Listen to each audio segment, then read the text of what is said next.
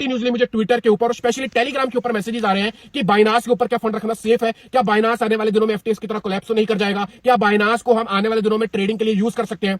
दोस्तों इस समय बहुत सारे लोगों की ना आप कह सकते हैं कि इच्छा है, ये करना चाहते हैं कि बाइनांस डूब जाए, बाइनांस खत्म हो जाए। बट अगर मैं प्रैक्टिकली आपको बोलूं तो मैं कभी भी ये नहीं चाहूंगा, और मैं कभी भी ये भी नहीं चाहूंगा कि आप सब लोग भी बाइनांस को लेकर नेगेटिव सोचें। अगर बाइनांस कोलैप्स हुआ तो मैं यकीनन कह सकता हूं कि बीटीसी का प्राइस $2000 से भी नीचे चला जाएगा, और क्रिप्टो इंडस्ट्री के लिए बहुत सारे सालों के लिए ऑन दी अदर साइड, जहां पर एक तरफ इंटरेस्ट रेट ऑल्दो यहां पर थोड़ी कम उसका अनाउंसमेंट तो हुआ है, क्योंकि पिछली बार तो अग्रेसिवली 75 बेसिस पॉइंट से इंक्रीज किया था, इस बार 50 किया है, but still interest rate is going up. जैसे जैसे धीरे धीरे स्लोली अभी इवेंचुअली कम होगी, मार्केट पे उसका पॉजिटिव रिएक्शन आएगा। लेकिन क्रिप्टो इंडस्ट्री के ऊपर एक जो खतरा जो काफी दिनों से मंडरा रहा है इस पूरी सिचुएशन के अंदर, वो है एफटीएक्स का कोलैप्स, जिसके बारे में हमने आपसे बात करी थी कि यहां पर अभी आप देखेंगे तो यूएस के कांग्रेस के अंदर सेनेट में यहां पर हियरिंग हो रही है, जहां पर एसबीएफ टेस्टिफाई कर सकते हैं, जो यहां पर नहीं हुआ। लेकिन एसबीएफ के कंपनी के कुछ स्पोक्स पर्सन है जिन्होंने यहां पर सेनेट के अंदर प्रेजेंट किया अपने व्यू पॉइंट्स, एंड उन व्यू पॉइंट्स के अंदर सबसे बड़ा जो कंसर्न बन रहा है वो ये है कि क्या यहां पर बाइनेंस को टारगेट तो नहीं किया जाता है, क्योंकि अगर बाइनेंस का फॉल या उनके अगेंस्ट में कोई चीज होती है तो पूरी इंडस्ट्री के अंदर फॉर द शॉर्ट टाइम कुछ ना कुछ नेगेटिव इंपैक्ट देखने को मिल सकता है। और यही चीज जो है हमको यहां पर देखने को मिली, जहां पर अगर आप देखेंगे तो कल यहां पर केविन ओलेरी जो शार्क टैंक के होस्ट भी रह चुके हैं, काफी इन्वेस्टमेंट करते हैं, एंड एफटीएक्स ने अराउंड इनको $15 मिलियन पे करके एज ए स्पोक्स पर्सन इनको हायर भी किया था। तो ये कल सेनेट के अंदर थे, और जब इनसे क्वेश्चंस पूछे गए तो इन्होंने सारा ब्लेम जो है यहां पर बाइनेंस के ऊपर डाला, जहां पर इन्होंने खुद ये बोला कि बाइनेंस के कारण यहां पर एफटीएक्स का कोलैप्स हुआ। Binance is a global monopoly now, they put FTX out of business. ये इनकी पूरी स्टेटमेंट थी जो पूरे सेनेट की हियरिंग में इन्होंने बोली।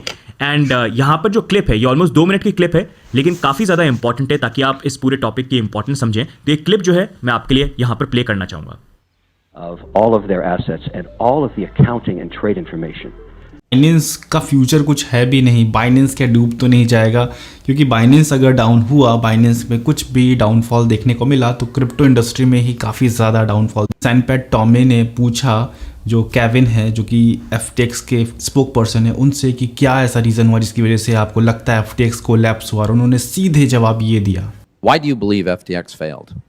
In my view, my personal opinion, these two behemoths that own the unregulated market together and grew these incredible businesses in terms of growth were at war with each other. And one put the other out of business intentionally. Now, maybe there's nothing wrong with that. Maybe there's nothing wrong with love and war. But Binance is a massive, unregulated global monopoly now. They put FTX out of business. Now, lots of other reasons, I'm sure. उसके बाद काफ़ी ज़्यादा अफरा तफरी much गई। फिर Binance के CZ ने अपना ट्वीट निकाला, उन्होंने बहुत सारे ट्वीट कर डाले और पूरी स्टोरी ऊपर से नीचे तक जो एग्जैक्ट है वो पूरी लिखकर अपने ट्वीट के थ्रेड में करीबन 11 साइप्रस, पोलैंड, कजाकिस्तान की ज़रूरत है। और बाइनेंस आज की तारीख में शायद ही कोई एक्सचेंज हो जो इतनी ज़्यादा शहर कंट्री से रजिस्टर्ड है। तो बाइनेंस के बारे में मुझे लगता है नहीं है कि कोई भी आपको नेगेटिव पॉइंट सोचने की ज़रूरत है, और बाइनेंस आराम से काम कर रहा है। और बाइनेंस उसके बाद बहुत ज़्यादा चीज़ों को नॉर्मली अपने हिसाब से ट्रीट कर रहा है, और जो भी बाइनेंस की ऑडियंस है वो जानती है कि बाइनेंस कितना ज़्यादा स्ट्रॉन्ग पोटेंशियल नहीं, स्ट्रॉन्ग एक्सचेंज है। तो ऐसा बिल्कुल भी कोई पैनिक वाली सिचुएशन क्रिप्टो इंडस्ट्री में as a Binance, as a CZ नहीं ऐसे मुझे नज़र आ रही है। Always forgets in between FOMC meetings that Powell is going to come out and say exactly the same thing. He's been saying the same speech every single time. I'm going to show you that in 64. That's because of the bank walk. I'll show you what's happening when it comes to the bank walk. And then Solana at $14 was close to $15 yesterday. So that's what's happening on the market. Let's show you that in a second. Dixie 103.641. So still very much printing that lower low right now. Then we have BNB back at 264. That's because of the bank walk. I'll show you what's happening when it comes to the bank walk. And then Solana at $14 was close to $15 yesterday. So that's what's happening on the market. Let's quickly, because I know Powell is a very, very boring man. Let's quickly just review yesterday's FOMC and why the market responded like it responded. And I kind of knew there was going to be shit when he started. Because I know that when he starts like this, when he says, before I start, I just want to say, then you know that it's not going to be a good speech. So listen. Good afternoon. Before I go into the details of today's proceeding, Those of you that have mortgages and credit cards, big problems. But he didn't say that. He said inflation. So you kind of knew immediately that that's kind of where the whole thing was going to go. Then he spoke about inflation. He says, look, it was a nothing burger. It was like a nothing burger, nothing we didn't know. Interest rates are going to continue to go up. We know that. They're going to continue to go up until inflation comes down. Inflation is coming down at a decreasing rate. We know that. And I don't know why the market reacted the way that it reacted. Anyway, be that as it may, I think that eventually the market will realize that we have interest rates now starting to, it was a nothing burger. It was like a nothing burger, nothing we didn't know. Interest rates are going to continue to go up. We know that. They're going to continue to go up until inflation comes down. Inflation is coming down at a decreasing rate. We know that.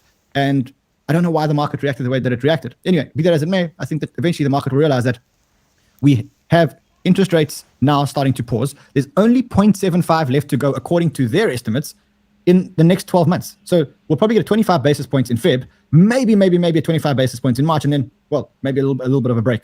So that's Run the Macroeconomist out for the year has started to drive. So let's listen a little bit. Told me the first time I talked to him, I said, Sam, 24 months, where's the cash? Keep it simple. We don't have to get complicated here. I don't want to hear about the trading. Just where'd the cash go? Use of capital off the balance sheet. I'm a balance sheet cash flow guy. Walk me back. He said, I think I spent $2 billion buying back stock for season. I said, $2 billion? Day later, I'm starting to think about this. I said, $3 billion. So his allegations are that SBF took $3 billion of customer funds, and he did this to buy out CZ, and Binance, because they wanted to get Binance off their cap table so that they could get more regulation. This is, you can see now, this is with the part where he reveals his intentions. Okay, so let's listen. Piper aircraft in a duffel bag. The American dollar is also used by bad actors all the time. Mr. O'Leary, I appreciate your point that everyone tries to engage in money laundering. That's what terrorists do. That's what drug dealers do, and that's what states like Iran and North Korea have done.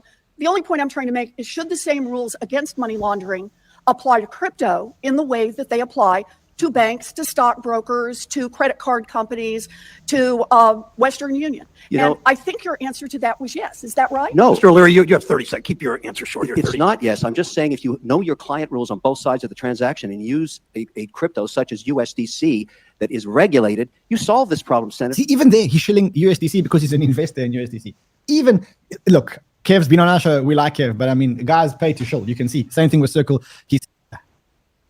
So I haven't seen this, as you know. Yesterday, Kevin O'Leary testified in front of the Senate. The war. And he was asked, where did the money go? Meaning the FTX money. And he suggested that one place that the money may have gone is, in fact, to you. When Sam Bankman-Fried, back in the summer of 21, effectively bought out your stake in the company. How concerned are you that that money will be clawed back? Are you prepared to hand it back to creditors if, in fact, they were to ask? And was it paid to you in U.S. dollars, in some other kind of currency? Well, first of all, I think Calvin O'Leary, he's making a bunch of nonsense claims, and they don't make sense. They don't make any logic. He shouldn't be making those claims as a celebrity investor. I'm actually very surprised that he's able to omit a lot of different things and make some really specific, targeted things. For example, in that interview with you guys, that in the same interview, he said the entire record from his account on FTX, the entire records are gone. He's not concerned about that. He just picks up the phone and calls SBF. He's not concerned about the fact that the platform records for users are gone. He's not concerned about other users. How many people can pick up the phone and call SBF? And he says he was talking with SBF up until the point that SBF was arrested. Yeah, that's an indicator of a very special relationship. Yeah, I see your point, and I don't think the problems that existed at FTX were simply any back and forth between your two firms. It definitely led to the disclosure that there had been money that was taken, but that disclosure raises lots of questions about firms like yours. Have you done the same? Has there ever been commingled funds? Have you ever taken any of the clients' funds and done anything with them? And again, why should we believe you? Because Sam Bankman-Fried told everybody, no, that hasn't happened. And he tweeted a lot of the same stuff that you've been tweeting in recent days, which I think gets back to this idea of show me the money. Yeah, so let's get back to show me the money part. So Calvin omitted the fact that there's no records. That's not a problem to him. So he just want to talk to Sam and believe whatever Sam says. He doesn't want to look at the records. And if you look, and he wants to omit all the small spendings, $50 million, $200 million. $200 million is small spending. That's very convenient. He says he didn't know that Binance was a shareholder of FTX. So he invested in FTX without looking at the cap table. But he was very specific in the way he counts for a transaction to be transparent. We want to set the golden standard for reliability, solidness in this space. Do it. And we're taking a number of actions. But let's go just back to the specifics here. In 21, Sam Bankman-Fried said that he bought you out, your stake in the company. I imagine he transferred funds to you, likely somewhere between $2 and $3 billion. Is that right? I remember it was $2.1 billion at the time, and a big chunk of that is in FTT tokens, which are now worthless. So he sent you FTT tokens, and you believe that the majority of the $2.1 billion was that? It's a combination of, I believe it was a combination of BUSD, BNB, and FTT. I don't know the exact combination now, but it's probably about, I I don't remember exactly, but FTT is a big chunk. And that's why we still had even after the FTT price dropped over the last year, we still had $500 million worth of it, $580 million worth of it on the day when we transferred from the address we received a year and a half ago. We never touched it. We actually kind of forgot about it. And then we transferred it on the blockchain from that address we received to Binance.com, and that got picked up by the community. So in this industry, everything's very transparent. Well, but my question to you is both a bankruptcy judge and potentially others could seek, like they did in the case of Bernie Madoff, frankly, I mean, he bought 2 shares. to seek to claw back that money. Are you prepared to send that money to them? And by the way, I mean, and maybe this is a risk to your firm. Some will measure it as the value of FTT today. Some may measure it on the value of FTT at the time. So if you had to send a check in US dollars for $2.1 billion, could you? So I think we'll leave that to the lawyers. I think our legal team is perfectly capable of handling it. My expectation, though, just from common logic, is that there was a lot of spendings after that transaction in the more recent times FTX done to football stadiums, referees, sponsorships, even to Calvin himself. But would you be able to handle it if somebody asked you for $2.1 billion back? Would that be okay? Would you be able to still withstand things? We're financially okay.